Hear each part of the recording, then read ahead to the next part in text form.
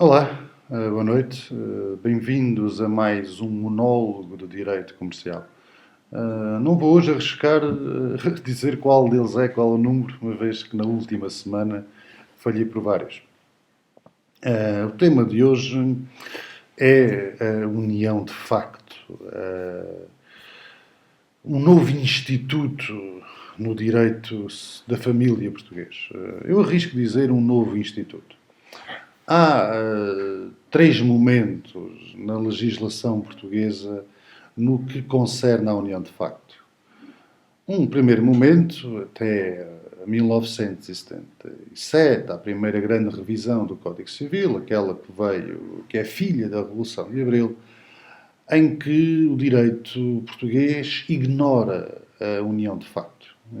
Juridicamente era absolutamente irrelevante, não existia, não tinha efeitos, e até, como se recordam, mesmo os filhos nascidos da união de facto eram tidos como filhos fora do casamento.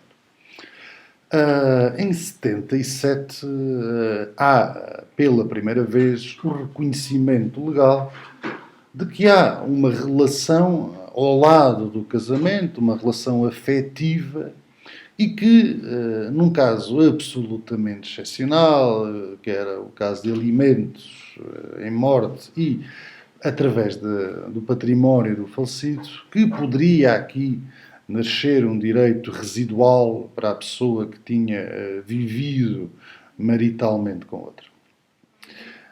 De 77 até 2001, é verdade que fomos assistindo a um aumentar desses direitos, muitas vezes decorrentes de pressões de minorias, esta tendência das minorias para criarem maiorias, mas não havia um instituto de união de facto.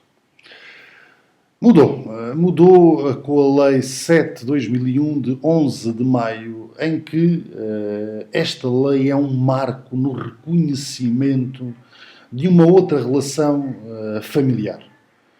Não vou agora tomar posição sobre se é uma relação parafamiliar, como lhe chama a Lei de Campos, ou se é uma verdadeira relação familiar, fazendo-se assim uma leitura abarrogante do artigo 1576, que apenas considera relações familiares, o casamento, a adoção, a afinidade e parentesco. Uma discussão interessante, mas que não merece, nestes curtos minutos, que perdamos muito tempo com ela. O que me importa nestes curtos momentos que tenho para conversar convosco é perceber o que é a união de facto. A lei não o define. E bem, e faz bem o legislador em não definir o instituto. Porque a definição legal é uma função da doutrina, não do legislador.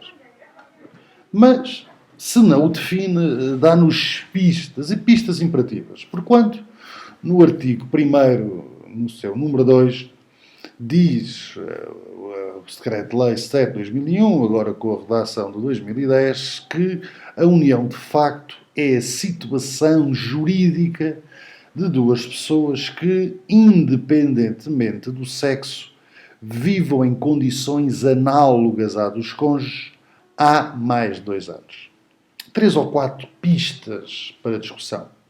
Primeiro, falamos de uma relação de duas pessoas. Duas e apenas duas pessoas. Se na mesma casa viverem 3 pessoas e partilhar intimidade entre elas, tal não sendo proibido por lei, e se calhar até sendo protegido em termos de vida e economia comum, que é algo que deixarei para mais tarde abordar, mas não é juridicamente união de facto. Dito com outra roupagem, procurando palavras diferentes para dizer o mesmo, podemos dizer que a poligamia, ainda que sem casamento, não é protegida pela lei da união de facto. Mas estas duas pessoas podem ser de qualquer sexo, ou seja, podemos falar de duas pessoas de sexos diferentes, ou de 2 homens, ou de 2 mulheres. Este aspecto hoje não tem peculiar interesse, porquanto Portugal é um país moderno, onde já se permite o casamento de duas pessoas do mesmo sexo, mas, quando tal não era permitido, esta alteração de 2001 era profundamente interessante e profundamente pertinente e importante. Porquê? Porque permitia que duas pessoas do mesmo sexo pudessem ver a sua relação afetiva protegida pelo direito quando reunissem outros requisitos. Quais? Além dos que já abordamos, diz-nos a lei que as pessoas têm que viver em condições análogas à dos cônjuges. E o que é viver em condições análogas à dos cônjuges? Pergunta o meu estimadíssimo discente. Bem, é moro uxório, para usar uma expressão latina que sempre faz pensar que eu sou alguém com alguma inteligência. Ou, tentando explicar de uma forma mais imediatista e simples de apreender, é a comunhão de casa, mesa e cama.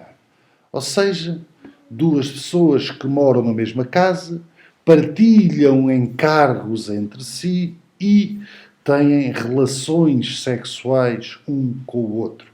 É isto que caracteriza a união de facto. Não é apenas viverem na mesma casa, porque se duas pessoas viverem na mesma casa não é uma união de facto. Não é apenas duas pessoas terem relações sexuais uma com a outra, ainda que de forma normal, de forma reiterada, habitual, exclusiva, porque isso é aquilo que nós socialmente designamos por namoro e não está protegido pelo direito, porquanto só há esta proteção quando se comungam as duas coisas. Finalmente, há mais de 2 anos. O que se pretende, impondo um prazo, ou se quiser, um momento temporal para a proteção daquela relação, é a estabilidade de uma relação. O que se percebe? Entende-se que não se deva proteger uma relação fortuita, ocasional, porque aí não se criam vínculos fortes que mereçam a intervenção do legislador. No entanto, se percebemos que se exija este requisito de estabilidade, já não percebemos a imperatividade destes 2 anos. E criticamo-lo bastante. Permita-me que ofereça um exemplo que sempre nos ajuda a apreender com mais facilidade. Imaginemos este caso. Um casal que compra casa em comum porque tem o desejo de viver um com o outro, que querem constituir família, que têm um filho.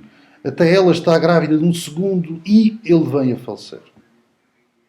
Se ele falecer, quando vivem na mesma casa há 1 ano, 11 meses, 29 dias e 1 noite, ou seja, a meia dúzia de horas de completar os 2 anos, então esta relação, que é uma verdadeira e inequívoca união de facto, não é protegida pelo direito. É um disparate imenso, incompreensível, que se resolveria se estes 2 anos fosse uma presunção de união de facto. Mas não. Há uma imperatividade destes 2 anos.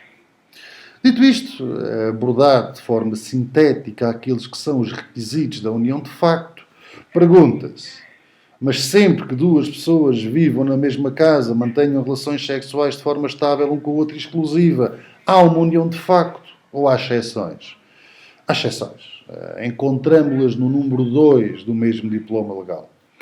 Estas exceções que, curiosamente, ou não, são decalcadas, ou para usar a expressão atual de decalcar, um copy-paste dos impedimentos matrimoniais de 1601, 602, 604.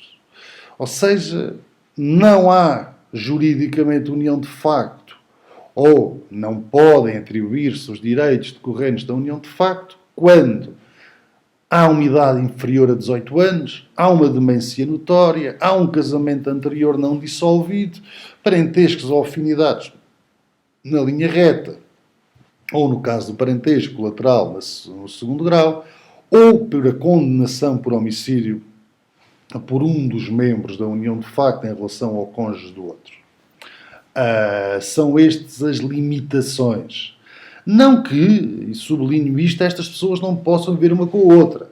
O que aqui se coloca é que, verificando-se um destes requisitos, repito-me, não beneficiam dos direitos decorrentes da união de facto.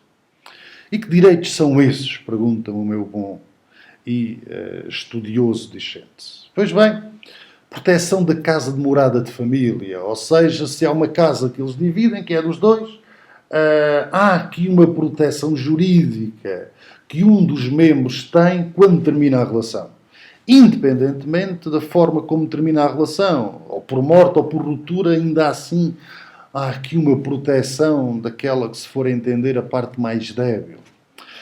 Depois há direitos que eu chamo quase que folclóricos, importantes, atenção, mas folclóricos, que é as férias em conjunto, poderem gozar do regime das férias, feriados e faltas, licenças, o poder acompanhar no hospital, que era uma questão que se colocava muito há uns anos, tudo isto hoje encontra-se protegido pela união de facto.